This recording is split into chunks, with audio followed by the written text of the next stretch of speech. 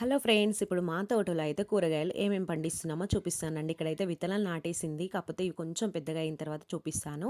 తర్వాత ఇక్కడ కొత్తిమీర, అలాగే పచ్చిమిర్చి కూడా చాలా ఫ్రెష్‌గా ఉంది కదా! కొత్తిమీర చాలా బాగా స్మెల్ వస్తుంది. ఇంతకుముందు వీడియోలో కూడా చూపించాను కదా! అలాగే ఇవి కొంచెం తీసిన తర్వాత ఇంకా అవి మొలకెత్తడం అనేది ఉండదు. మనం తీసేసేయొచ్చు డైరెక్ట్‌గా.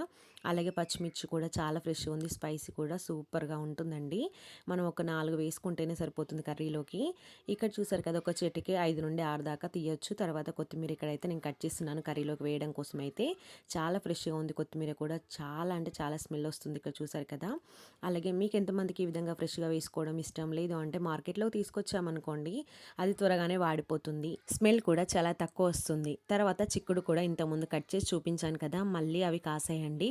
ఇంకోసారి కట్ చేసి చూపిస్తాను. తర్వాత బెండకాయలు కూడా చాలా కాసాయి. అవి కట్ చేశాక చూపిస్తున్నాను. ఇప్పుడు వీటిని కర్రీ వండడం కోసం అయితే తీసుకొచ్చేసాము. చాలా లేతగా ఉన్నాయి. కర్రీ కూడా చాలా బాగుంటుంది. ఈ విధంగా తీసిన వెంటనే వండుకోవడం ఎంతమందికి ఇష్టమండి? మీకు నచ్చితే తప్పకుండా లైక్ చేసి సబ్స్క్రైబ్ చేసుకోండి కదా!